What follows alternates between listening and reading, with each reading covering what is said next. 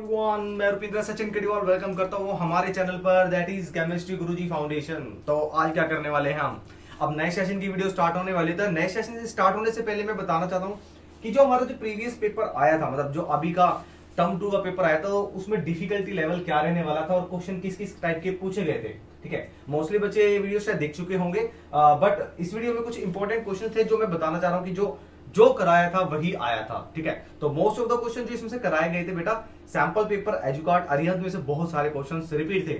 मतलब फिजिक्स की अगर बात करते हैं तो फिजिक्स पोर्शन तो ऑलमोस्ट न्यूमेरिकल भी सेम ही रहा है जो करवाया गया था। ठीक है, तो आज हम बात करने वाले हैं हमारे सैंपल पेपर्स के बारे में, और ये क्वेश्चन इसलिए भी कराए जा रहे हैं बेटा ताकि आपको ये एक हिंट लगता रहे कि जो हम करवा रहे हैं इस चीज पे ट्रस्ट कीजिए, आपके लिए कराया जा रहा है। ठीक है, और क्वेश्चन को किस तरीके से अटेम्प्ट करना है। तो आज के पेपर में मैं बात करने वाला हूं हमारे कोड, जो सेकंड कोड था, सेकंड कोड में क्या क्या पूछा जा रहा है। चलिए बात करते हैं क्वेश्चन नंबर सेक्शन ए की, जिसमें हमारे पूछे जाते हैं 2 मार्क्स के क्वेश्चन। चलिए स्टार्ट करते हैं। तो क्वेश्चन नंबर फर्स्ट की अगर हम बात करते हैं तो क्वेश्चन नंबर फर्स्ट में क्या कहता है, व्हाट इज ओजोन। अगर आप किसी पीडीएफ को, अगर मेरी जो लास्ट वीडियो जो अपडेट थी साइंस एग्जाम से पहले, अगर आप उसमें देखेंगे तो एनवायरमेंट चैप्टर में जो सबसे पहला टॉपिक मैंने बताया था बायोमैग्निफिकेशन ऑफ ओजोन लेयर, और उसी पे फर्स्ट क्वेश्चन ही आपका पेपर का आ गया है। तो ओजोन लेयर क्या होती है? Ozone layer is protective layer that is found in stratosphere which protect us from, किससे प्रोटेक्ट करती है? From ultraviolet radiation. अच्छा, यहाँ पे अगर आप इस क्वेश्चन को थोड़ा सा वाइड वे में करना चाहते हैं तो आप इसमें इसका बता सकते हैं इसके हार्मफुल इफेक्ट क्या है। ठीक है, अच्छा उसके बाद क्या कहता है, how does the ozone affect our ecosystem. Ecosystem को किस तरीके से अफेक्ट करता है। अब यहाँ पे उन्हें इकोसिस्टम पूछा है बेटा, यहाँ पे वो ह्यूमन डिसीज के बारे में नहीं पूछ रहा है। तो इकोसिस्टम पे इसका अफेक्ट क्या होता है वो आप बता सकते हैं। अगर वहां पे ओजोन का डिप्लेशन होगा तो क्या होगा, ये अल्ट्रावायलेट रेडिएशंस हमारे अर्थ पे पहुंच जाएगी और उससे क्या होगा, अर्थ का एवरेज टेम्परेचर राइज कर जाएगा and it can lead to global warming. तो बहुत इजी सा क्वेश्चन है फर्स्ट क्वेश्चन। अब देखते हैं सेकंड क्वेश्चन के बारे में। सेकंड क्वेश्चन में क्या पुट करता है, और पार्ट में दिया है, मतलब अगर आप वो क्वेश्चन आप नहीं करना चाहते तो इसमें सेकंड क्वेश्चन क्या है। तो मैं स्लाइड को चेक कर लेता हूं, बंद ना हो जाए। चलिए, we don't need to clean a pond in the same manner as we do in the aquarium. Give reason to justify the statement. जब हमने वन शॉट स्टार्ट किया था बेटा, तो उसमें जो एनवायरमेंट चैप्टर था, ये क्वेश्चन मैंने आपको सबसे पहले बताया था कि जब आप एनवायरमेंट चैप्टर कर रहे हैं तो पीवाई के उसमें अगर उठाएंगे तो बहुत पहले क्वेश्चन आया हुआ था। ठीक है, पहले ये 2 मार्क्स से 3 मार्क्स में एक्सपेक्टेड क्वेश्चन में आता था कि एक्वारियम को क्लीन करने की नीड क्यों है, but in the same manner हम किसी भी पॉन्ड को क्लीन नहीं करते। तो रीजन क्या है, जो पॉन्ड है, pond is natural ecosystem in which decomposers are present, right? decomposers are present। अच्छा, ये decomposer करते क्या है? ये decomposer जितने भी वेस्ट मटेरियल होता है, डेड बॉडीज होती है, प्लांट्स होते हैं डेड, उनको ईट करते हैं और ह्यूमस में कन्वर्ट कर देते हैं। ठीक है, बट ऐसा एक्वेरियम के साथ नहीं होता क्योंकि वो एक मैन मेड इकोसिस्टम है, वहां पर डिकम्पोजर्स नहीं होते हैं। तो यही हम राइट कर रहे हैं कि जो पॉन्ड है एक नेचुरल इकोसिस्टम है in which decomposer is present to convert organic matter into useful form. Whereas, अच्छा क्वेश्चन में बिल्कुल सेंस के अकॉर्डिंग लिखना आपको, एग्जामिनर आपको यही चेक करते हैं किस अकॉर्डिंग आपने सेंस में बनाया है। अब यहाँ पे एक्वारियम की बात करिए तो वहां पे हम एक्वारियम की बात करेंगे। Whereas aquarium is man-made ecosystem and it need to be clean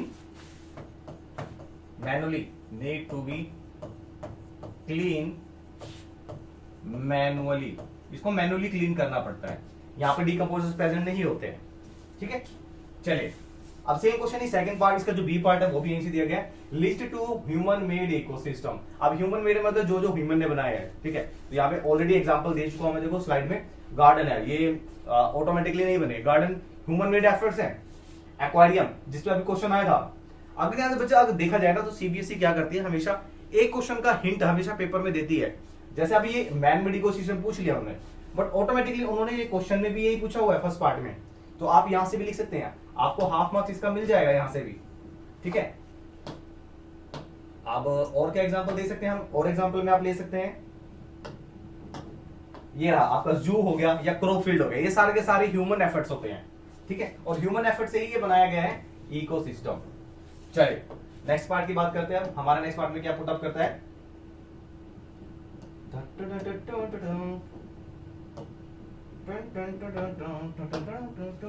चलो ये क्वेश्चन सबसे इंपॉर्टेंट था, और ये आपका आया था magnetic effect of electric current से, ठीक है। पहले भी मैंने आपको बताया था इसके बारे में कि सोलेनोइड के ऊपर और थंब रूल के ऊपर क्वेश्चन आएगा।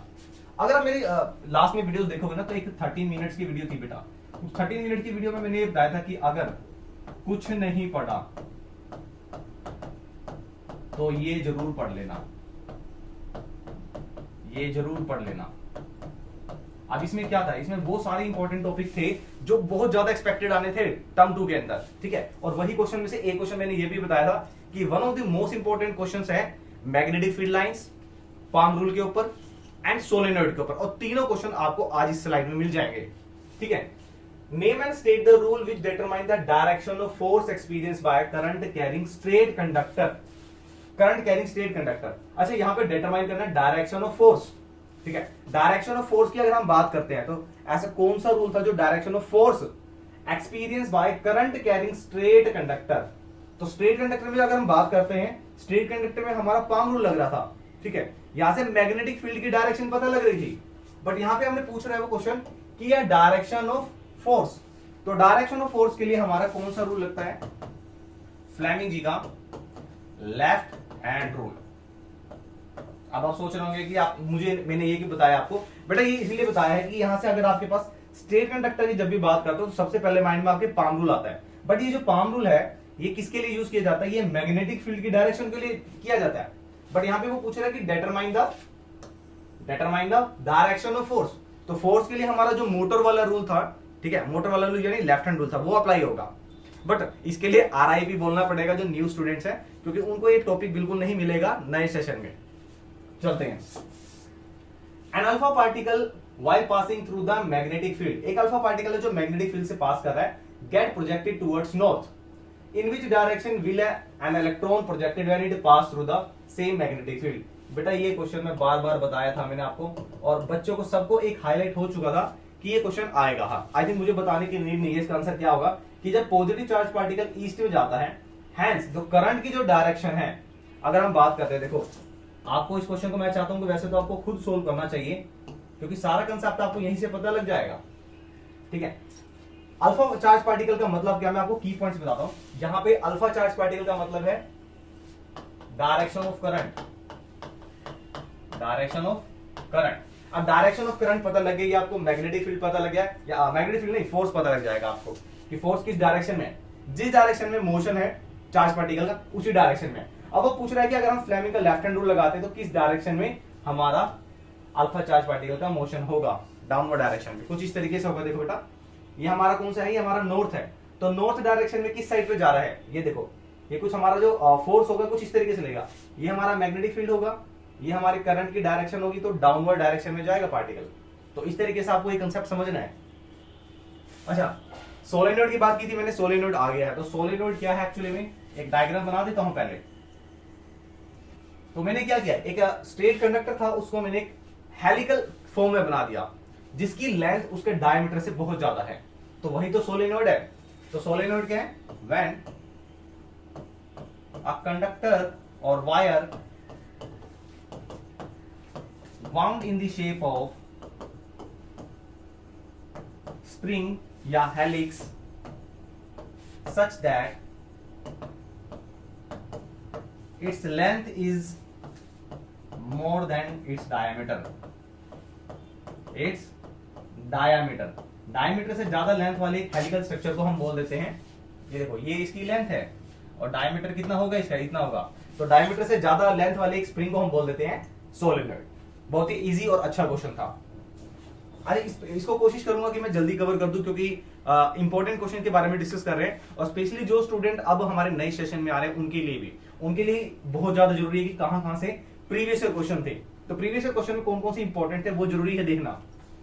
Draw the pattern of magnetic field lines of the magnetic field produce by solenoid.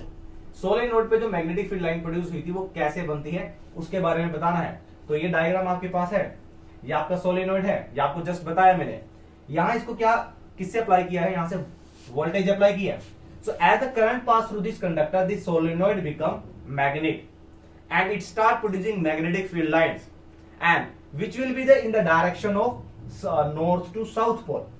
अब आप सोचेंगे कि ये नॉर्थ पोल कैसे बना है, तो हमेशा याद रखना जब भी नॉर्थ पोल बनेगा तो उसके लिए कौन सा रूल लगेगा, क्लॉक रूल। जहां पे आपकी मैग्नेटिक फील्ड लाइन की जो डायरेक्शन है वो एंटी क्लॉक में होगी, तो एंटी क्लॉक जहां पर होगा वहां पे बनेगा आपका नॉर्थ पोल। सेम है जो दूसरा होता है क्लॉक रूल का, वो होता है ये नोटेशन। ये नोटेशन का मतलब क्या है, जहां पे क्लॉकवाइज डायरेक्शन है वहां पे बनेगा साउथ पोल। ये 3D स्ट्रक्चर है, इसको अगर देखेंगे तो ये आपका क्या बनेगा, ये कुछ इस तरीके से क्लॉकवाइज बनेगा। यहां से ये साउथ पोल होगा, ये नॉर्थ पोल होगा। ये मैग्नेटिक फील्ड लाइंस होगी जो इक्वी डिस्टेंस होगी, और सेंटर में से जो मैग्नेटिक फील्ड लाइन जाएगी वो बिल्कुल स्ट्रेट होगी। इन चीजों का ध्यान रखना है आपको, ये सारे कीवर्ड्स हैं इस चैप्टर के। चलिए क्वेश्चन नंबर 3 की बात करते हैं। वो तो व्हाट इज वेरिएशन। तो वेरिएशन का मतलब क्या है, जब डीएनए कॉपी होता है, मतलब पेरेंट्स से जब क्रोमोसोम्स जाते हैं, क्रोमोसोम्स के अंदर क्या होता है डीएनए, उन डीएनए के अंदर जीन्स होते हैं जो रिस्पॉन्सिबल होते हैं पेरेंटल कैरेक्टर को ट्रांसफर करने के लिए टू द ऑफस्प्रिंग। बट जब ये डीएनए कॉपी होता है तो उस टाइम पे क्या होगा, डीएनए कॉपिंग के टाइम पर जो एग्जैक्ट जीन होते हैं वो कॉपी नहीं हो पाते, कुछ एरर आ जाता है जिनको बोलते हैं डीएनए एरर। और उन डीएनए एरर की वजह से जो नया ऑफस्प्रिंग होता है, मतलब जो कमिंग ऑफस्प्रिंग होता है, उसके अंदर कुछ चेंजेस आ जाते हैं, that called variation. So variation क्या होता है बेटा, variation refer to the difference और the derivation from the recognised norm और the standard. It may be modification in the structure in the form function of an organism. अभी कौन सा organism है, ये है बेटा इंडिविजुअल, या सिंपल आप कह सकते हैं ये ऑफस्प्रिंग है। और जो कैसे आएगा, डीएनए कॉपिंग के टाइम पे डीएनए एरर की वजह से। कह रहा list two main reasons that may lead to variation in the population. Population में रीजन वेरिएशन का रीजन क्या है, list two main reason that may lead to variation in population. Population में किस तरीके से वेरिएशन आ सकता है, तो डीएनए कॉपिंग के टाइम पर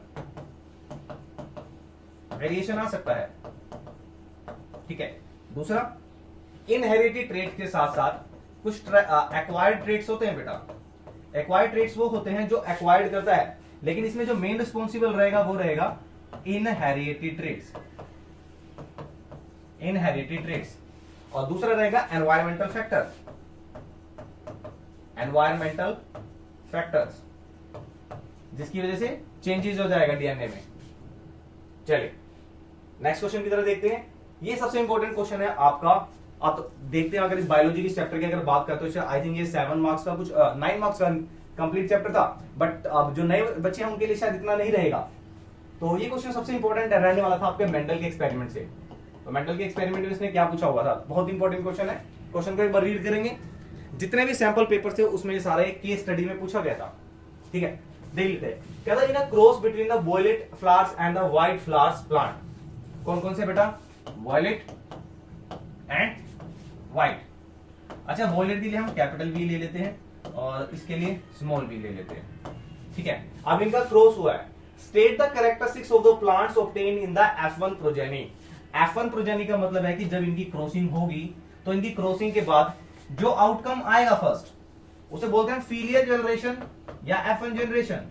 अब इस F1 जनरेशन में कौन से कैरेक्टर्स आएंगे, तो मेंडल के एक्सपेरिमेंट बोलता है कि लॉ ऑफ डोमिनेंस के अकॉर्डिंग वही कैरेक्टर F1 जनरेशन में एग्जिस्ट करेंगे जो डोमिनेंसी में है, जिनकी प्रधानता है, जो मेन है, और वो रहेंगे बेटा dominant character, that is V. ये इसकी नोटेशन रहेगी। और ये कौन से कैरेक्टर्स हैं बेटा F1 जनरेशन में, ये रहेंगे बेटा वॉयलेट वाले, ठीक है। ये वॉयलेट कैरेक्टर्स रहेंगे। सेकंड पार्ट में देखते हैं क्या पुट अप करते हैं। If the plants of F1 progeny are self pollinated, अगर इसको सेल्फ पोलिनेट होने दिया, ये कैपिटल वी, ये स्मॉल वी, ये फर्स्ट जनरेशन आ गया आपका नहीं सर प्लांट का, आप इसको सेल्फ पोलिनेट होने देंगे तो यहां से प्योर पर्पल आ जाएगा, ये हेट्रोजाइगस, इसको थोड़ा अच्छे से लिखते हैं, ये हेट्रोजाइगस आ जाएगा, लेकिन रहेगा आपका वॉयलेटी, और एक ये रहेगा प्योर व्हाइट वाला। तो यहाँ F2 जनरेशन में 4 टाइप की वेरिएशन रहेगी, और वो वेरिएशन में क्या है, ये वाला जो पार्ट है पहले एग्जिस्ट नहीं करता था, बट F2 जनरेशन में आ रहा है। ये F1 है, ये F2 जनरेशन है, ठीक है। F2 जनरेशन में ये रिसेसिव कैरेक्टर भी एक्सप्रेस होगा। तो वही इसने पूछा था कि क्या ऑब्जर्व किया, इसमें ऑब्जर्व ये किया गया है कि डोमिनेंट कैरेक्टर के साथ साथ रिसेसिव कैरेक्टर भी एक्सप्रेस होंगे इन F2 जनरेशन, और उनकी रेशो क्या रहेगी 25%, ये 25% रहेगी इनकी परसेंटेज, और ये 75%। इसके ऊपर सबसे ज्यादा क्वेश्चन रहे हैं, तो ये क्वेश्चन आपका बहुत इंपॉर्टेंट पार्ट है। चलिए, वो कहता है अगर ये 100 है, if the 100 plants are produced in the F2 progeny, then how many plants will show the recessive trait? अगर टोटल 100 है, अभी मैंने आपको बताया था कि कितने ट्रेट्स आए थे, कितनी कैरेक्टरिस्टिक शो हुई थी, purple purple purple and white. तो व्हाइट की कितनी परसेंटेज है बेटा, देखो 100 का 25% का मतलब कितना है, व्हाइट का जो परसेंटेज रहा है 25, तो out of 100 25 will be the white colour.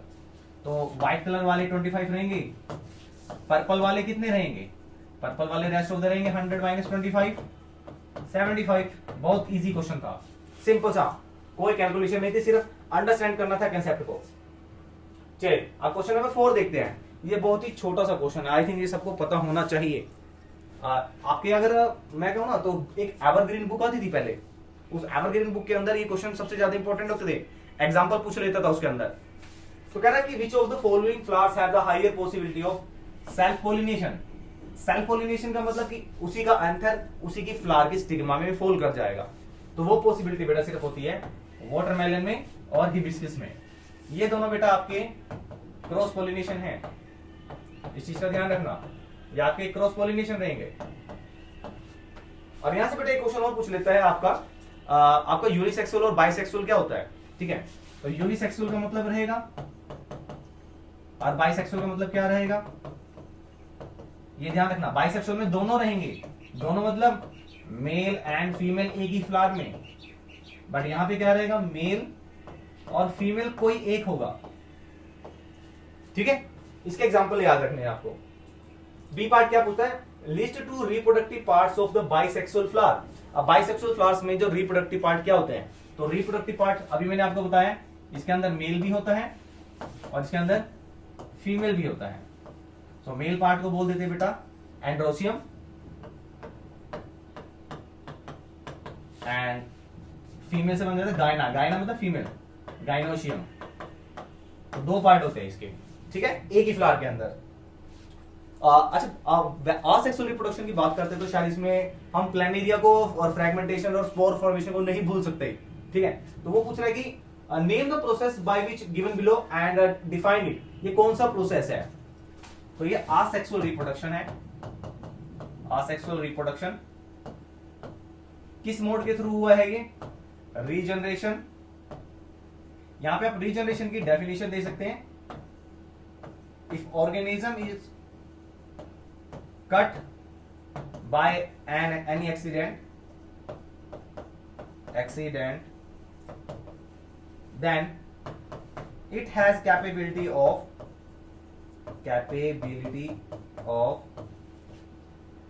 regenerate its lost part। ये इंपॉर्टेंट है बेटा, ये सिर्फ लॉस्ट पार्ट को ही रीजनरेट कर पाएगा, न्यू ऑर्गेनिज्म को प्रोड्यूस नहीं कर पाएगा। और ये जो लॉस पार्ट को जो प्रोड्यूस कर रहा है, ये लॉस पार्ट को जो रिप्रोड्यूस कर रहा है, इसको लॉस पार्ट को रिप्रोड्यूस कैसे करेगा, क्योंकि इनके पास क्या होता है, इनके पास होती है स्पेशलाइज्ड रीजनरेटिंग सेल, ठीक है। ये रीजनरेटिंग सेल सिंपल ऑर्गेनिज्म में होती है और इसी के अंदर होते हैं, या लिजार्ड की टेल में होती है, ठीक है, जिससे क्या होता है, लॉस पार्ट को ही रीजनरेट कर पाएगा। बट फ्रैगमेंटेशन में ऐसा नहीं होता है, फ्रैगमेंटेशन में हर एक पार्ट एक न्यू ऑर्गेनिज्म बनाएगा। ये एक माइनर सा डिफरेंस है जो पूछ लेता है एग्जामिनर। चलिए देखते हैं नेक्स्ट पार्ट। इसमें नेक्स्ट पार्ट में क्या पुट करता है, बी पार्ट है आपका, name the type of cells present in the organism. किस टाइप की सेल्स थी जो इस ऑर्गेनिज्म में थी, विच एग्जिबिट दिस प्रोसेस, यानी रीजनरेशन प्रोसेस को एग्जिबिट करने के लिए कौन कौन सी सेल थी जो मेनली रिस्पॉन्सिबल थी, तो वो थी बेटा स्पेशलाइज्ड रीजनरेटिंग सेल। समझ गए, बहुत बढ़िया।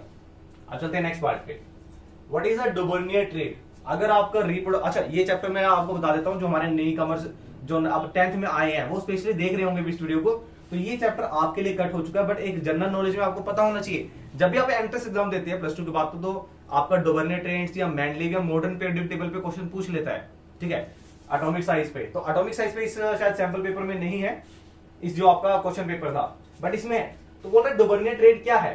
तो डुबर्नियर ट्रेट क्या कहता है, उन्होंने एक एलिमेंट्स को, एक नहीं मतलब 3 एलिमेंट्स को अरेंज किया in such a way they have similar property and if these 3 elements are in such a way the average of mass of first and third mass of third give rise to mass of middle one, mass of middle one. यानी अगर हमारे पास 3 elements हैं जिनको हम traits बोलते हैं, उनमें से अगर फर्स्ट और थर्ड के मास का मीन कर देते हैं तो हमारे पास सेकंड का यानी मिडल वन का मास आ जाएगा। अब वो कहता है कि क्या ये इसको फॉलो करता है, तो देख लेते हैं बेटा। फर्स्ट एलिमेंट हमारा है 14, ये हमारा 75, इसका मीन करते हैं तो हमारे पास आ जाएगा ये 9 8 डिवाइडेड बाय 2, 2 4 जाए 2 4 जाए 8, 44.5। तो क्या ये मिडल वाले एलिमेंट का जो मास आ रहा है, नहीं आ रहा है। So these elements do not follow Dobereiner triads. अच्छा क्वेश्चन था। बी पार्ट में क्या कहता है, बी पार्ट हो गया इसका बेटा। 7th क्वेश्चन में देखते हैं, जो हमारा लास्ट क्वेश्चन रहेगा 2 मार्क्स का, ठीक है। The molecular formula of the 2 alkynes. जहां पे भी वर्ड एल्काइंस आ गया, एल्काइंस का मतलब क्या आ गया, ये ट्रिपल बॉन्ड वाले कंपाउंड है जिनका फॉर्मूला होगा CnH2n-2। समझ गए, इसको थोड़ा और अच्छे से लिख देता हूं, -2। अब वो कहता है A एंड B, अब दो A और B बताना है। पहले आपके पास है CxH2, दूसरा है C3Hy respectively. Identify the value of X and Y। अच्छा, अब आपको पता लग गया है कि यहाँ पर कितने हाइड्रोजन है, यहाँ पे बेटा 2 हाइड्रोजन है। तो देखते हैं यहाँ पे 2 हाइड्रोजन कब होंगे। अगर हम N की वैल्यू को 2 पुट करते हैं तो कितना होगा, ये हो जाएगा बेटा C2H, 2 into 2 minus 2, यह आ गया C2H2। यानी जिसके अंदर हाइड्रोजन 2 है उसमें कार्बन कितने होंगे, 2 होंगे। तो यहां से हमारी X की वैल्यू क्या आ जाएगी, X की वैल्यू आ जाएगी 2। सेम एज Y की बात करते हैं यहाँ पे। अब C3 है, C3 का मतलब कार्बन हमारे 3 हैं। अब कार्बन 3 के लिए क्या होगा, कार्बन 3 के लिए सर C3H, 2 into 3 minus 2, तो यह आ गया C3H6 minus 2, 4। तो यहाँ पे Y की वैल्यू आ जाएगी हमारे पास 4। अब ये X और Y की वैल्यू तो आ गई हमारे पास, ये पार्ट हमारा हो गया। अब वो बोल रहा है कि right the name of this compound, कौन कौन से, A और B। ये हमारा A है C2H2, ये हमारा A कंपाउंड है। B कंपाउंड क्या है C3H4। इनका नाम क्या होगा, जहां पे नंबर ऑफ कार्बन 2 है, यानी ये बात कर रहे हैं 2 से मतलब H से, तो ये हमारा बन जाएगा H, ट्रिपल बॉन्ड वाला एथाइन। ये हो जाएगा हमारा बेटा प्रोपाइन। ट्रिपल बॉन्ड है तो यहां पे सफिक्स लगेगा आइन का, ठीक है। ये इंपॉर्टेंट क्वेश्चन है। और आप तो जो नहीं बचा रहे बेटा, नोमेनक्लेचर आ रहा है उसके अंदर, तो ये पार्ट तो सबसे इंपॉर्टेंट रहने वाला है आपका कार्बन कंपाउंड से। चलो अब सेक्शन बी की बात करते हैं, जहां से आपके स्टार्ट होंगे 3 मार्क्स के क्वेश्चन। चलिए स्टार्ट करते हैं। क्वेश्चन नंबर फर्स्ट देखते हैं। क्वेश्चन नंबर फर्स्ट क्या कहता है सेक्शन बी का, name the group of organism which form in the first trophic level of the food chain. तो बेटा जब भी सब्जेक्टिव पेपर होता है तो सब्जेक्टिव पेपर में ये ध्यान रखना, स्टेप बाय स्टेप मार्किंग मिलती है आपको। तो स्टेप बाय स्टेप कैसे करना है, सबसे पहले आंसर करेंगे, नेम करना है आपको किसका, ऑर्गेनिज्म का, which form in the first trophic level. तो फर्स्ट ट्रॉपिक लेवल आपका कौन सा होता है, फर्स्ट ट्रॉपिक लेवल में कौन सा ऑर्गेनिज्म होता है, फर्स्ट ट्रॉपिक लेवल में ऑर्गेनिज्म रहेगा आपका प्लांट्स। अच्छा, ये प्लांट्स ही क्यों है, तो क्वेश्चन ये पुट अप कर लिया, why plants are so called in the first trophic level. Plants को ही फर्स्ट ट्रॉपिक लेवल में क्यों रखा है। अब हमारे पास और ऑर्गेनिज्म तो ऐसे नहीं है ना भाई, जो जादू करके ऐसे 3 फिंगर करके लाइट को एब्जॉर्ब कर लेंगे, वो तो ऋतिक रोशन की मूवी में ही था, ठीक है। बट यहाँ पे हमारे रेली में जो एग्जिस्ट करते हैं ऐसी स्पीशीज, वो है प्लांट्स। तो आंसर रहेगा प्लांट्स आर ओनली स्पीशीज या organism that have capability of trapping sunlight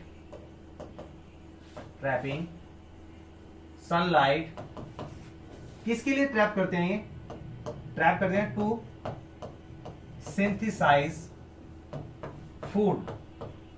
food को सिंथेसाइज करने वाले यही ऑर्गेनिज्म होते हैं जो सनलाइट को ट्रैप करते हैं, ठीक है। तो सनलाइट को ट्रैप करके फूड को सिंथेसाइज करने वाले जो ऑर्गेनिज्म है वही तो बेटा रहेंगे हमारे प्लांट्स, और वही हमारे ट्रॉपिक लेवल 1 रहेंगे। तो ट्रॉपिक लेवल 1 में वो होते हैं जो फूड को खुद प्रिपेयर करते हैं।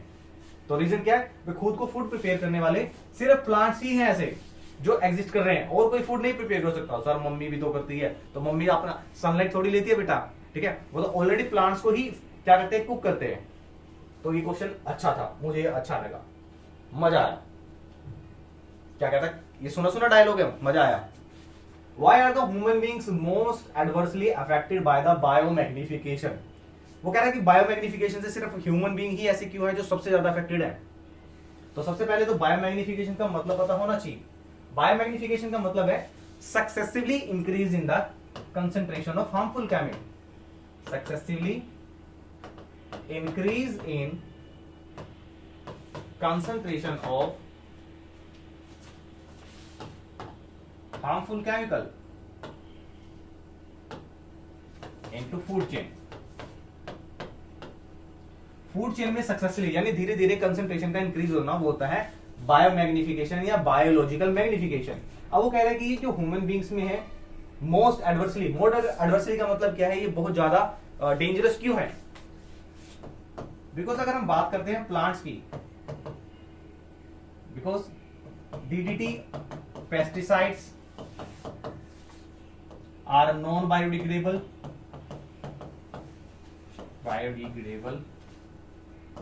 विच इज स्प्रिंकल या स्प्रेड इनटू प्लांट्स,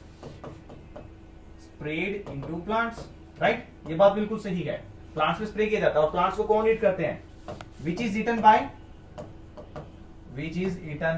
herbivores।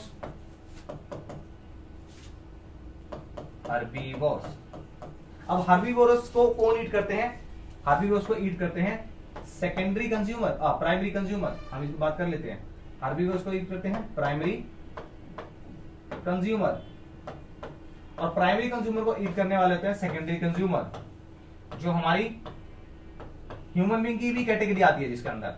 तो सक्सेसफुली क्या होगा, जो केमिकल्स यानी डीडीटी और पेस्टिसाइड्स की हम बात कर रहे थे, it can multiply number of times into the primary consumer which is eaten by secondary consumer, hence the concentration of chemical is more in human being। तो यहां पे आप आंसर देंगे कि ह्यूमन बीइंग के अंदर इस कंसंट्रेशन बहुत ज्यादा होगी and they are adversely affected, बहुत ज्यादा अफेक्टेड होंगे and it can lead to the certain kind of defect diseases, right. Sir किस टाइप के डिसीज डिफेक्ट हो सकते हैं, डिसीज हो सकते हैं, डायरेक्टली जान को खतरा, यानी केमिकल्स, यानी जो नॉन वेजिटेरियन होते हैं बेटा वो मोस्टली ज्यादा अफेक्टेड होते हैं, उनकी लॉन्ग लाइफ नहीं होती है वेजिटेरियन के कंपैरिजन में, क्योंकि केमिकल्स इंक्रीज होते रहते हैं ना। जो नॉन वेजिटेरियन होते हैं लाइक चिकन खाते हैं, जो फिश खाते हैं, तो फिश के अंदर जो केमिकल गया वो मल्टीप्लाई हो जाता है when human being eat that organism, right. अच्छा, state one ill effect of the absence of decomposers from the natural ecosystem. Natural ecosystem में जो डीकंपोजर्स हैं उनकी एब्सेंस की वजह से क्या होगा, ठीक है। तो एब्सेंस की वजह से क्या होगा, तो एब्सेंस की वजह से क्या होगा बेटा, if decomposers are not present in a ecosystem। Sir ये क्या बनाया था, ये हमारा कोड वर्ड था इकोसिस्टम। देन ऑर्गेनिक वेस्ट या बायोडिग्रेडेबल वेस्ट, वेस्ट या organic waste is not completely decomposed, या कंप्लीटली क्या, डिकम्पोज ही नहीं होगा जब ऑर्गेनिज्म नहीं है, is not decomposed, hence make a heap।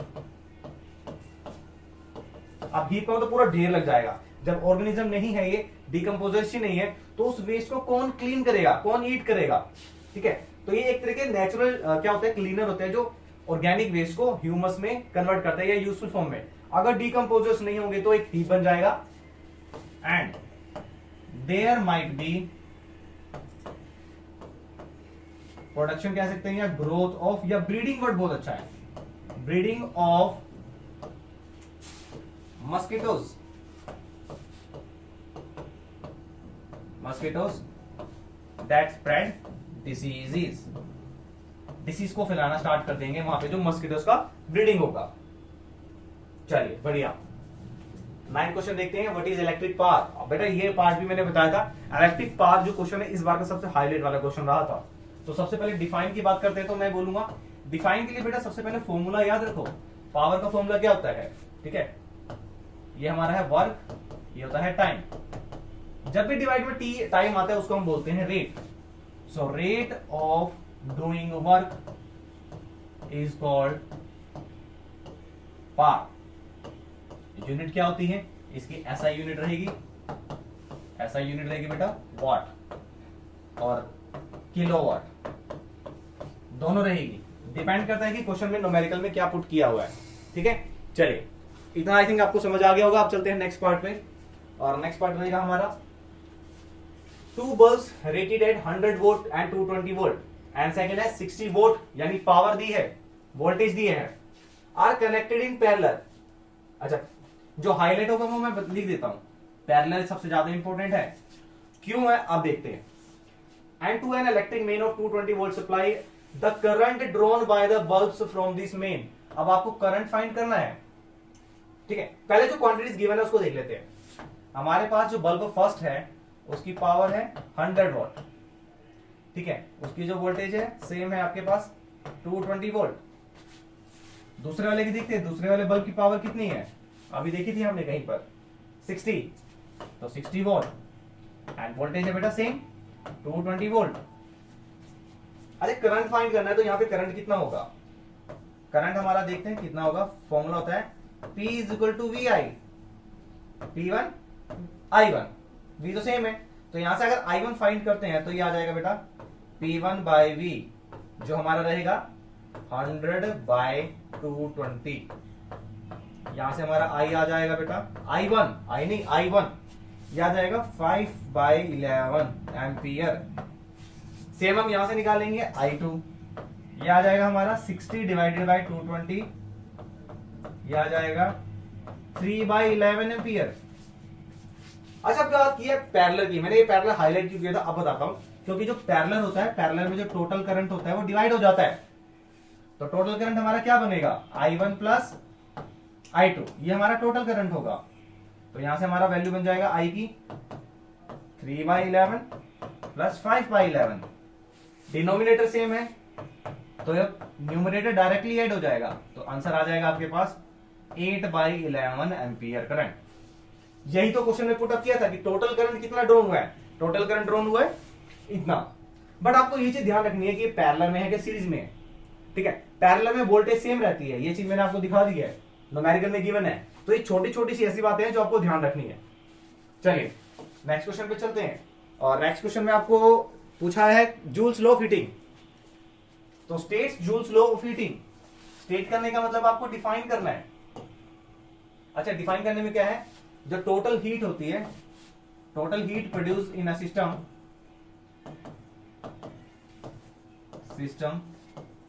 Depends upon कौन कौन से फैक्टर है, I, R, T, current, resistance and time. For how much time this current is consumed in this resistor, that is called heat energy of energy, and that heat energy is converted into heat, so that is called heat energy।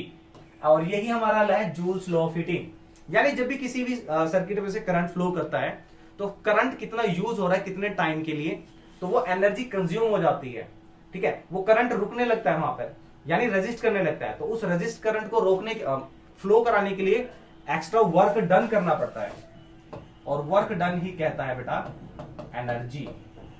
Repeat करता हूं, circuit के अंदर जब current flow करता है तो resistance उसे resist करता है, बट हम सर्किट में करंट को फ्लो कराना चाहते हैं, तो सर्किट में करंट को फ्लो कराने के लिए एक्स्ट्रा वर्क डन करना पड़ेगा, और that work done is called energy.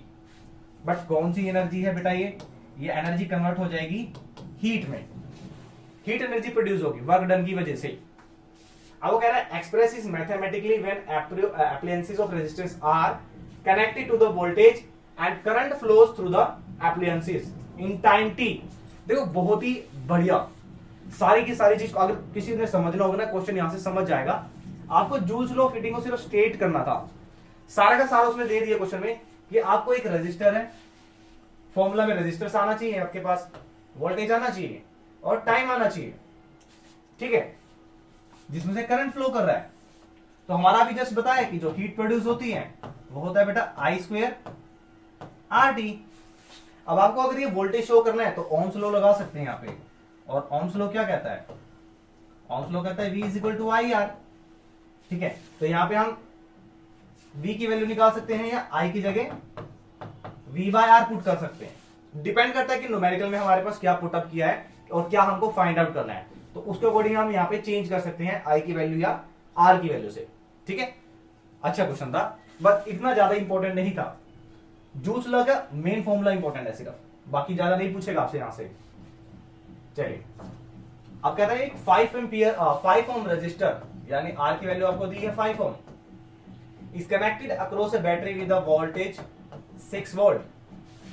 Numerical करने का सबसे बढ़िया फंडा है, जो भी क्वांटिटीज आपको गिवन है उसको सबसे पहले फाइंड कर लो, और जो आपको फाइंड करनी है, मतलब जो आपको गिवन है वो राइट कर लो, जो आपको फाइंड करनी है उसको question mark. Now calculate the energy. Energy अभी हमको नहीं पता है कि एनर्जी क्या है, सो एनर्जी आपको फाइंड करनी है, ठीक है। आर और वी जब भी आपको दिखता है तो ओम्स लॉ आपको याद आ जाता है, और ओम्स लॉ क्या कहता है, V is equal to I R और I is equal to V by R. यहां से I हमारा आ जाएगा 6/5 एम्पियर, राइट। अब वो कहता है आपको एनर्जी निकालनी है। अरे अगर वोल्टेज की वजह से, मतलब रेजिस्टेंस के अंदर करंट फ्लो कर रहा है तो हीट प्रोड्यूस होती है, और वो हीट ही तो एनर्जी होती है। तो यहां से हीट एनर्जी कितनी डिसिपेटेड हो रही है, टाइम भी दिया है, टाइम दे दिया आपको 10 सेकेंड, तो फॉर्मूला लगा दीजिए R square R T. Current कितना है आपके पास 6/5, अरे 6/5 ही है ना, कैलकुलेट कर लीजिए। V is equal to I R है, V की वैल्यू यहां से बन जाएगा V बाय आर। V हमारे पास 6 है और R हमारे पास 5 ओम गिवन है, 6/5 इंटू 6/5। R कितना है आपके पास, ऑलरेडी गिवन है आपके पास 5, तो ये वाला तो कैंसिल हो जाएगा, ये कैंसिल हो गया, ठीक है। टाइम दिया है 10 सेकेंड, तो ये भी कैंसिल हो जाएगा 2, तो ये आ जाएगा आपके पास 360, 36 इंटू 2 72 जूल। अच्छा एक स्टूडेंट था, वो उसको जूल नहीं बोलना था, वो बोलता था जूली, तो जूली क्या होता है भाई, जूली नहीं होता जूल होता है। तो यहां से हमारी जो एनर्जी प्रोड्यूस होगी वो होगी हमारी 72 जूल। छोटा क्वेश्चन था, अच्छा क्वेश्चन था, और जूल्स लॉ ऑफ हीटिंग के ऊपर डायरेक्टली बेटा क्वेश्चन बनता है हमेशा। तो जब भी जो न्यू कमर्स है या जो ओल्ड स्टूडेंट भी है, हमेशा ध्यान रखना है फ्यूचर टाइम के लिए भी, जब भी आप कॉम्पिटिटिव एग्जाम देते तो हीटिंग लॉ के ऊपर न्यूमेरिकल जरूर करें। नेक्स्ट क्वेश्चन देखते हैं, क्वेश्चन नंबर 10। अच्छा ये वाला क्वेश्चन सेम एज आपका मैंने आपको सैंपल पेपर में करवाया था, और एग्जैक्टली आ गया, मतलब स्टेटमेंट भी चेंज नहीं हुई है। Calculate the resistance of metal wire of length दे दी आपको 2 मीटर। यहां पे आप ये चीज चेक करेंगे कि यूनिट सेम है कि नहीं, तो लेंथ मीटर मीटर में है, बिल्कुल ठीक है। Area of cross section, area का मतलब ए आपके पास है 1.55 10⁻⁻6 मीटर स्क्वायर। अच्छा और क्या दिया है, रेजिस्टिविटी, तो रेजिस्टिविटी आपके पास आ गया है 28 इंटू 10⁻28, हाँ ठीक है, आई थिंक 2.8 है यहाँ पर शायद, हाँ 2.8 था, 10⁻⁻8 मीटर। अच्छा फाइंड क्या करना है आपको, 8 मीटर। अच्छा पॉइंट की बात करते हैं तो यहाँ पे अब हमें फॉर्मूला पता होना चाहिए रेजिस्टेंस का, रो एल बाय ए, ये हमारा जर्नल फॉर्मूला है जहां से हम रेजिस्टेंस कैलकुलेट करेंगे। तो कर लेते हैं भाई। तो R इज इक्वल टू रो, अच्छा रो क्या रेजिस्टिविटी की वैल्यू, ये रहा 2.8 इंटू 10 की power minus 8 into length, length हमारे पास है 2। अच्छा ये रहा हमारे पास एरिया 1.55 10 की पावर माइनस 6। अच्छा ये माइनस की जो 6 है ये ऊपर जाएगा तो क्या होगा, प्लस हो जाएगा। तो इसको मैं कट कर देता हूं, ये आ गया हमारे पास +6। इस 2 को हम 2.8 से मल्टीप्लाई करेंगे तो ये आ जाएगा हमारे पास 5.6 इनकी 10 की पावर -2 डिवाइडेड बाय 1.55। अच्छा 1.55 को अगर हम 15 मानते हैं, ठीक है 1 पॉइंट तक कंसीडर करते हैं तो 15। अच्छा इस पॉइंट को कैंसिल कर देते हैं, ये 56 हुआ, ये 15 हुआ, ठीक है कैलकुलेशन का तरीका बता रहा हूं आपको मैं। तो 15 3 जा 45, 15 4 जा 60, बट 60 तो नहीं है, यानी हमारा जो आंसर है वो 4 से तो कम आएगा, और ऊपर से 1.55 है तो एग्जैक्टली 4 3.5 तो नहीं होगा, लेकिन 3.5 से ज्यादा होगा और 3.9 से कम होगा। तो इसको हम अप्रोक्सीमेटली कट कर लेंगे 3.7 या 3.6 पर, तो ये हमारा अप्रोक्स आंसर आ जाएगा 3.7 इंटू 10 की पावर -2 ओम। बट ये मेथड आपको तब यूज करना है जब आपके पास कैलकुलेशन का टाइम नहीं होगा, बट अगर आपको लगता है कि आपके पास टाइम है तो पूरा सोल्व करेंगे, ठीक है एग्जाम में स्पेशली। अच्छा why alloys are preferred over the pure metals for the heating element of electric heating device। जब भी हीटिंग डिवाइस के बारे में बात करते हैं तो उस एलिमेंट की कुछ कैरेक्टरिस्टिक्स को याद कर लो। हीटिंग एलिमेंट की क्या क्या कैरेक्टरिस्टिक्स होती है, एक तो हाई रेजिस्टिविटी और दूसरा हाई मेल्टिंग पॉइंट।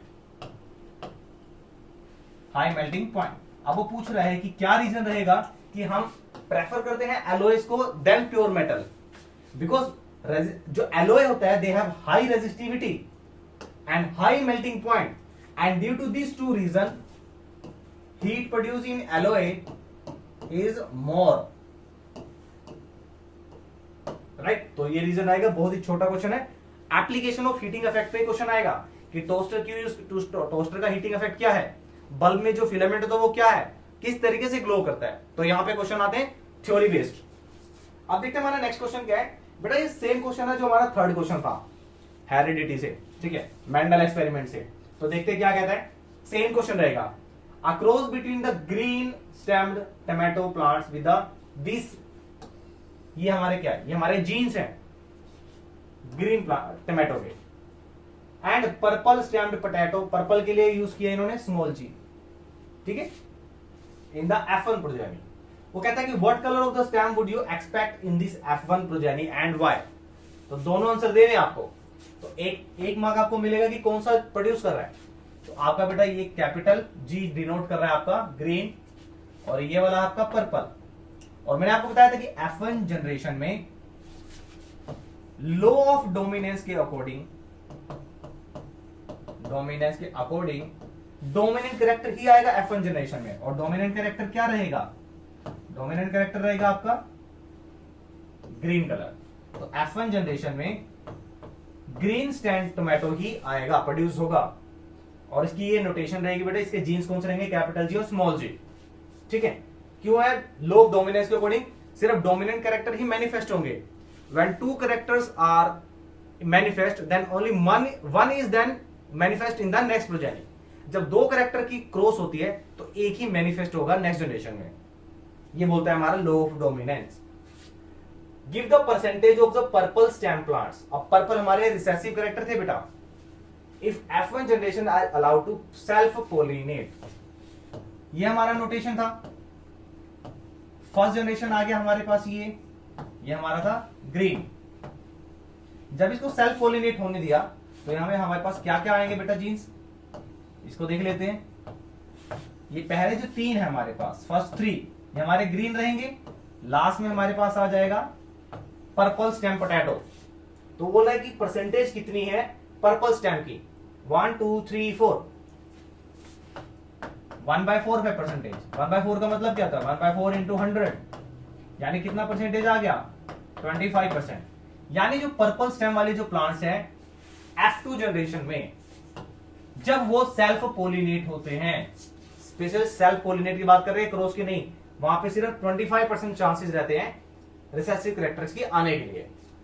अच्छा क्वेश्चन है। Write the ratio between capital G and small G. अब वो पूछ रहा है कि कैपिटल जी और स्मॉल जी का कितना रेशियो है। कैपिटल जी कितना है 1 है, स्मॉल जी भी कितने हैं 1 है, तो रेशियो रहेगी बेटा 1:1। ठीक है, यहां पे मेनली बच्चे कंफ्यूज हो जाते हैं, वो जीनोटाइप या फिनोटाइप रेशियो बनाने लगते हैं यहाँ पर, बट क्वेश्चन में क्या पुट करता है उसका ध्यान रखना है। यहाँ पे सिर्फ इन दोनों की रेशियो पूछी है, तो ये भी 1 था बेटा, ये भी 1 था, तो रेशियो 1:1 रहेगी यहाँ पर, यानी 50-50। चलिए क्वेश्चन नंबर 12 पे चलते हैं। Draw the different possible structure of the saturated hydrocarbon. Hydrocarbon का मतलब है जो हाइड्रोजन और कार्बन से बनते हैं। सैचुरेटेड का मतलब है सिंगल बॉन्ड वाले, having 4 carbon atoms in its molecule. अब 4 कार्बन एटम वाले कैसे पता लगेगा, तो बेटा फॉर्मूला ध्यान रखना है। सिंगल बॉन्ड वाले का फॉर्मूला था CnH2n+2। एन की वैल्यू अगर हम 4 रखते हैं यहां पर, तो ये आ जाएगा हमारे पास C4 एंड H10। ये C4H10 हमारा होता है ब्यूटेन, सिंगल बॉन्ड वाले। अब वो कहता है इसका मॉलिक्यूल बताना है। What are these two structure of hydrocarbon having same molecular formula called, यानी जिनका मॉलिक्यूलर फॉर्मूला सेम होता है, स्ट्रक्चरल फॉर्मूला डिफरेंट होता है, तो बेटा उसको बोलते हैं सेम मॉलिक्यूलर फॉर्मूला वाले को आइसोमर्स। आइसोमर्स का मतलब, आइसो का मतलब होता है सेम, मर्स का मतलब होता है यूनिट, जो भी यूनिट इसमें कनेक्ट है कार्बन और हाइड्रोजन की।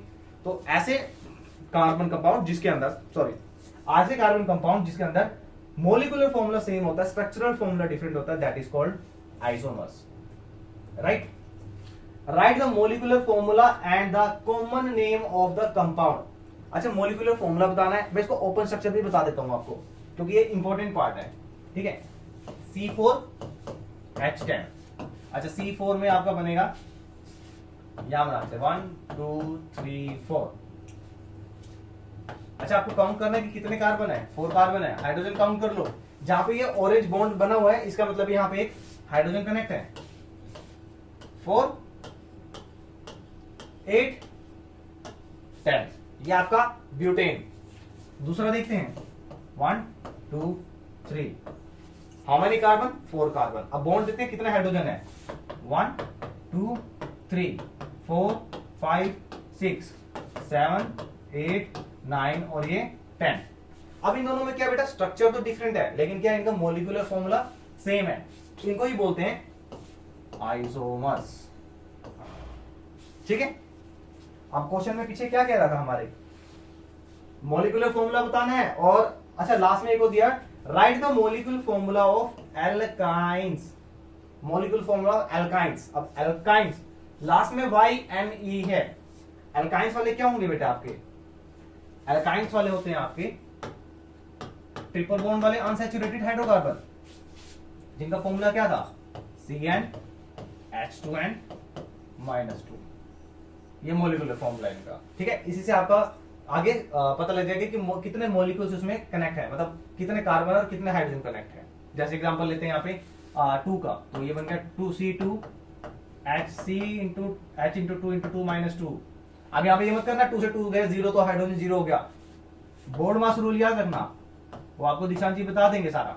ये आपका बन गया 2 कार्बन वाला एथ, ट्रिपल बॉन्ड है तो सफिक्स लग जाएगा आइन, ये बन गया आपका एथाइन।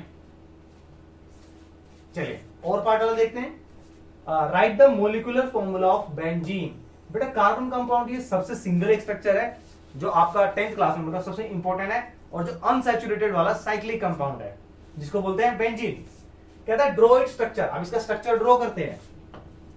ये हो गया आपका 6 कार्बन वाला बेंजीन, जिसमें क्या होगा बेटा 3 डबल बॉन्ड होगी, 1 2, ये रहा। अच्छा, अभी सोच रहे आप कि इसमें कार्बन और हाइड्रोजन कहां है, तो बेटा जहां पे भी ज्वाइंट पॉइंट है यहां पे आपका एक कार्बन रहेगा। ठीक है, और क्या होगा बेटा कितने हाइड्रोजन कनेक्ट है। अब देखो अगर इस कार्बन की बात करते हैं, इसकी एक बॉन्ड ये रही, 2 3 बॉन्ड हो चुकी है, तो कितने कार्बन कनेक्ट होंगे यहां से, 1 होगा। ठीक है, सेम है इस कार्बन के लिए, इस कार्बन के लिए, इस कार्बन के लिए, इस कार्बन के लिए, और इस कार्बन के लिए भी 1 हाइड्रोजन लगेगा एक्स्ट्रा। अब वो कहता है write the number of single bond and double bond. Single bond कितनी है, अगर कार्बन की हाइड्रोजन के साथ देखते हैं तो सिंगल बॉन्ड कितनी होगी, 6 तो हाइड्रोजन के साथ होगी और 1 2 3 होगी बेटा कार्बन के साथ, ये होगी सिंगल बॉन्ड। डबल बॉन्ड की बात करते हैं तो 2 कार्बन के बीच में डबल बॉन्ड है, एक डबल बॉन्ड यहां है, एक डबल बॉन्ड यहां है, तो कितनी डबल बॉन्ड होगी, 3 डबल बॉन्ड होगी, 3 बॉन्ड्स है यहां पर। ठीक है, ये आ गया आपका सेकंड पार्ट। और थर्ड पार्ट में क्या पुटअप करता है, which compound are called alkynes. मतलब इस पेपर में ना मेनली अनसैचुरेटेड का जो आयन वाला पार्ट है, ट्रिपल बॉन्ड वाला, ज्यादा फोकस रखा है।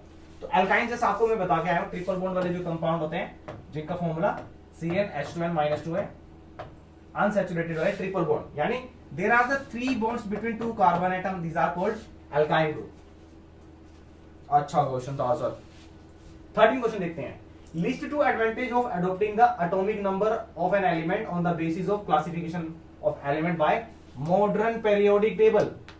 मॉडर्न पीरियोडिक टेबल को एडॉप्ट करने के क्या क्या एडवांटेज थे, ये पूरा डिटेल में मैंने नोट्स में बताया हुआ है और मैंने बताया भी था ये इंपॉर्टेंट क्वेश्चन में आएगा आपका, इंपॉर्टेंट क्वेश्चन में, और आ गया है। तो क्या क्या एडवांटेज थे। फर्स्ट वन, एक तो जो आइसोटोप्स को प्लेस करने का जो झंझट था वो खत्म हो गया मॉडर्न पीरियोडिक टेबल में। क्यों, because complete periodic table is based on atomic number. तीसरा रीजन क्या था, anomalous behavior of एटम।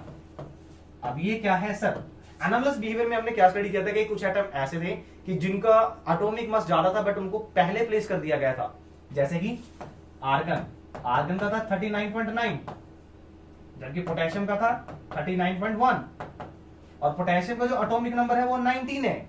तो अकॉर्डिंग टू जो मेंडलेव की थ्योरी थी उसके अकॉर्डिंग तो पोटेशियम को पहले आना चाहिए था बट उसने आर्गन को पहले रखा। तो ये चीज की सारी जो जितने भी ड्रॉबैक थे ये सारे के सारे किन्होंने खत्म करे हैं, ये करे हैं मॉडर्न पीरियोडिक टेबल में। अच्छा, एक वर्ड और आएगा आपका, अनसर्टेनिटी ऑफ न्यू एलिमेंट्स।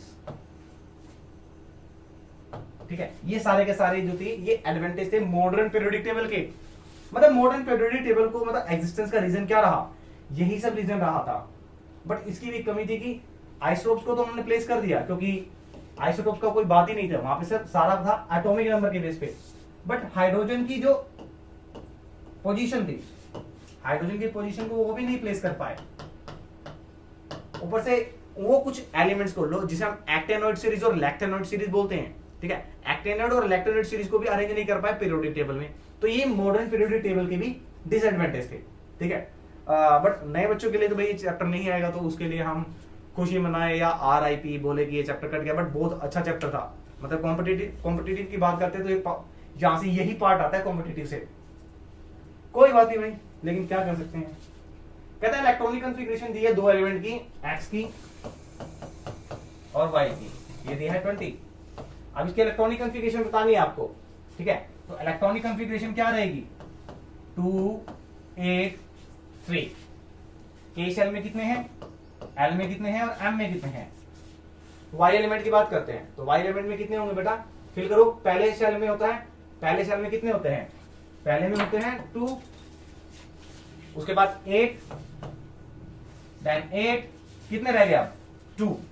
बिल्कुल सिंपल सा क्वेश्चन था सर, कोई बात नहीं, ये तो हम वैसे भी कर लेते। अब सेक्शन सी की बात करते हैं, यहाँ पे आपके रहेंगे बेटा केस स्टडी के क्वेश्चन। अब केस स्टडी में देखते हैं बेटा क्या क्या क्वेश्चन है आपके। अच्छा, ये सारा का सारा मैं आपको मतलब बता देता हूँ, वैसे तो रीड नहीं करने की नीड नहीं है, सारा का सारा आपको क्वेश्चन में पता होगा। एक स्टूडेंट है, उसने शीट किया व्हाइट पेपर पे on drawing a board of using the some adhesive material.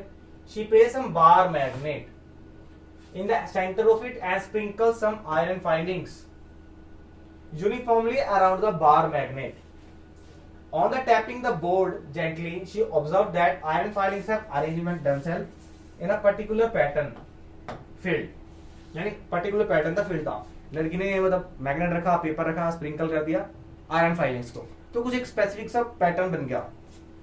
अब क्वेश्चन क्या कहते हैं, कहता है draw the diagram to show the pattern of iron filings. Iron filing का किस तरीके से पैटर्न बनेगा। तो मैंने भाई बनाना सोचा, मैं दिखाई दूं भाइयों को, ठीक है। तो इस तरीके का कुछ पैटर्न बन जाएगा आपका, ठीक है। What does this pattern iron filings demonstrate. ये क्या दिखाता है, ये दिखाता है कि नॉर्थ पोल पे और साउथ पोल पे मैग्नेटिक फील्ड लाइंस ज्यादा होती है, and magnetic field lines always travel from north pole to south pole outside the magnet.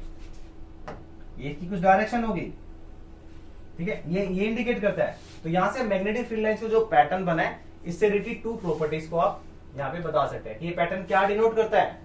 Magnetic field lines कहां से कहां चलती है, आउटसाइड द मैग्नेट, ठीक है। राउंड पाथ शो करता है, यानी कर्व पाथ होता है।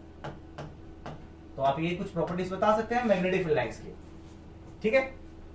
चलिए सर आगे, how is the direction of the magnetic field at A point and determined by using the magnetic field lines.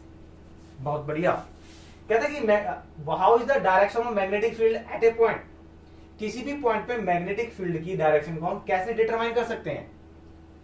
कैसे डिटरमाइन कर सकते हैं बेटा, हम यूज कर सकते हैं, बार मैग्नेट है अगर, इसकी मैग्नेटिक फील्ड लाइन को हम कैसे कर सकते हैं, हम यहाँ पे कंपास नीडल रख सकते हैं और ये कंपास नीडल अपने आप को अलाइन कर लेगी in the direction of field lines. तो कुछ इस तरीके का पैटर्न बन जाएगा आपका, ठीक है। यही नॉर्थ से साउथ जा रही है, तो इस का साउथ पोल इसके नॉर्थ पोल के साथ अलाइन हो जाएगा, ठीक है। इसका नॉर्थ पोल इसके साउथ पोल के अकॉर्डिंग अलाइन हो जाएगा और कुछ हमें इस तरीके का पैटर्न मिल जाएगा, राउंड पाथ का, कर्व पाथ का, ठीक है ना। Why do magnetic field lines never cross each other? बहुत ही इंपॉर्टेंट पॉइंट है, इसको मैं ट्रिपल स्टार देना चाहूंगा। मेन पॉइंट तो ये बेटा, जब भी मैग्नेटिक फील्ड लाइंस बनती है, they always meet at the poles, right. जहां पर पोल्स होंगे वहीं पे वो लाइन मीट करती हुई अपीयर होगी। If these lines are travelling in a such a way, क्या हम इसको मैग्नेटिक फील्ड लाइंस बोलेंगे। भाई नॉर्थ से स्टार्ट हो रही है और साउथ में जा रही है, बट ये मैग्नेटिक फील्ड लाइंस नहीं है। Reason being because they are intersecting here this point, और लाइन हमेशा कहां पे इंटरसेक्ट होती है, सिर्फ पोल पे। या तो यहां से डाइवर्ज हो रही है, ये कन्वर्ज हो रही है। अगर ये किसी भी पॉइंट पे ये मीट कर रही है, इंटरसेक्ट कर रही है, it means these have more than two pole, which is not possible. So these magnetic field lines never cross each other just because at this point of intersection there are more pole, or you can say more direction, which is not possible, right? तो भाई magnet के दो ही पोल होते हैं ना, four pole तो नहीं होते ना। तो इस तरीके से ये मैग्नेटिक फील्ड लाइंस क्रॉस ही नहीं करती है, तो ये मैग्नेटिक फील्ड लाइंस नहीं है। चलते हैं और पार्ट पे भी सेम क्वेश्चन ही दे दिया, देखो। How are the magnetic field lines of a bar magnet drawn using a small compass needle? तो compass needle के अकॉर्डिंग कैसे ड्रॉ कर सकते हैं, तो इस तरीके से ड्रॉ कर सकते हैं, जो जस्ट मैंने आपको अभी बताया। Draw one magnetic field lines each on the both side. तो आपको बोथ साइड का ये डायग्राम ड्रॉ करना है। मैं इसको जूम आउट कर देता हूं ताकि आपको दिख जाए। तो भाई ये बहुत ही ब्यूटीफुल डायग्राम है और एनसीईआरटी का ही पार्ट है बेटा। आपने ऑब्जर्व किया होगा कि जितने भी क्वेश्चन आ रहे हैं सारे के सारे एनसीईआरटी इन बिटवीन पार्ट से आ रहे हैं, इन बिटवीन पार्ट्स आ रहे हैं। तो इस चीज का ध्यान रखना, एनसीईआरटी बहुत ही जरूरी है रीडिंग के लिए। अच्छा, बात करते हैं क्वेश्चन नंबर 15, जो हमारा लास्ट क्वेश्चन रहेगा। The mechanism by which the sex of a individual is determined is called sex determination. In human being the sex of a newborn is genetically determined, where in the some others it is not. मतलब कुछ का depend करता है genetically, मतलब parents के क्या क्या chromosomes का शेयरिंग जा रहा है। मेल कौन सा क्रोमोसोम्स ट्रांसफर कर रहा है, एक्स क्रोमोसोम्स और वाई क्रोमोसोम्स। बट कुछ ऐसे ऑर्गेनिज्म होते हैं जिनका जेनेटिकली डिपेंड नहीं करता, ठीक है। देयर आर 46 का मतलब क्या है, 23 pair of chromosomes in each human being. Each का मतलब मेल और फीमेल। आउट ऑफ दिस 44 यानी 22 pair of chromosomes control the characters and one pair. अब वो वन पेयर की बात कर रहा है कि वो वन पेयर XX है या वो XY है, are known as a sex chromosome. वो सेक्स क्रोमोसोम्स है, उन्हीं से ही किसी का चाइल्ड का जो सेक्स है वो डिटरमाइन होगा, right. At the time of fertilisation, depending upon which type of male gamete fuses with female gamete, the sex of a newborn child is decided. यानी जो डिसाइड होगा कि coming child will be the boy और girl, it depends on the type of sex chromosome. ये सारा का सारा उन्होंने बता दिया है। मतलब क्या कह रहे हो सर कि सारा आंसर तो इसमें लिखा है, हम ये सारा कर लेंगे। चलो, why is the pair of the sex chromosomes in the human beings are called mismatched pair? Mismatched pair क्यों कहते हैं इसे? This pair are called mismatched pair. Mismatched pair because male have 22 plus xy, 22xx plus xy, while female have 22xx plus xx. So now these have the mismatched chromosomes. So depends upon this what type of the chromosomes are being shared for the new individual. These have mismatched pair of chromosomes. Female can only share X chromosomes while it can share X as well as Y chromosomes. तो आपको ये बताना है कौन सा बड़ा होता है। साइज की बात करते हैं, ठीक है। एग साइज बेटा ज्यादा बड़ा होता है, एग साइज यानी फीमेल गीमेट का, ठीक है। सो साइज किसका ग्रेटर रहेगा? XX क्रोमोसोम्स का। XX chromosomes have bigger size. चलिए नेक्स्ट पार्ट देखते हैं इसका। if the generate always have half number of chromosomes, then how is the original number of chromosomes restored in organism? बिल्कुल सही बात है, ये बात है बेटा मेल की। and how many chromosomes are there? 22 plus xy। and females की बात करते हैं 22 plus xx, right? now these both shed haploid cells during the formation of new species, यानी during the mating. same as females also shed haploid cells. haploid means half number of chromosomes.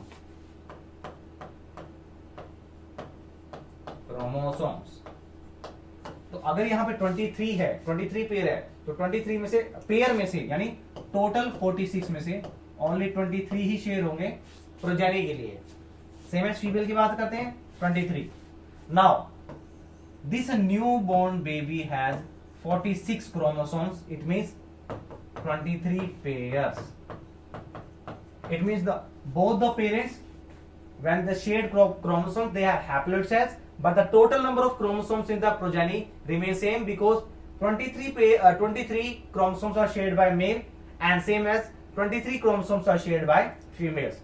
so exact number of copies यानी exact pair remain the same as parent. जितना parent के थे उतने ही रहेंगे बेटा baby यानी progeny के। Last question, name the two animals whose sex is not genetically determined. अभी जस्ट बताया था ना कि जेनेटिकली डिपेंड करता है मतलब मेल और फीमेल के ऊपर, बट कुछ ऐसे ऑर्गेनिज्म होते हैं जिनका जेनेटिकली डिपेंड नहीं करता। वो कौन कौन से हैं? टर्टल, क्रोकोडाइल एंड स्नेल, ठीक है। अगर स्नेल अपने मेटिंग के साथ है यानी मेल स्नेल अगर फीमेल के साथ है, then coming child will be the male snail. अगर ये फीमेल अलोन है, female alone, then definitely the child will be यानी snail child will be female snail. इस चीज का ध्यान रखना, ठीक है। ये आपका था बेटा question paper second number set. और इतना क्या भी इसमें जो जितने इंपॉर्टेंट क्वेश्चन थे वो डिस्कस कर चुके हैं। बाकी चलेंगे हम नए बच्चों के साथ भी, और पुराने बच्चों का थैंक यू जो सब हमारा सपोर्ट करते रहे हैं। और बाकी बच्चों को हम यही कहेंगे कि जो पुराने बच्चे थे कि हमारे चैनल को लाइक और सब्सक्राइब तो करा ही आपने, बट अपने जो आपके नए जूनियर्स थे जो आप 10th क्लास में आने वाले हैं उनको जरूर शेयर कीजिए कि चैनल कितना सपोर्ट करता रहा है आपको, और जो कराया है वही आया है। तो उसके लिए बेटा हमारा सपोर्ट और आपका सपोर्ट हमेशा बना रहेगा। तो मिलते हैं बेटा ब्रेक के बाद, टाटा बाय बाय, और मिलेंगे हमारी नेक्स्ट वीडियो में जो आने वाली है मंडे ऑनवर्ड्स पूरे कंप्लीट सिलेबस की। Tata bye bye, take care.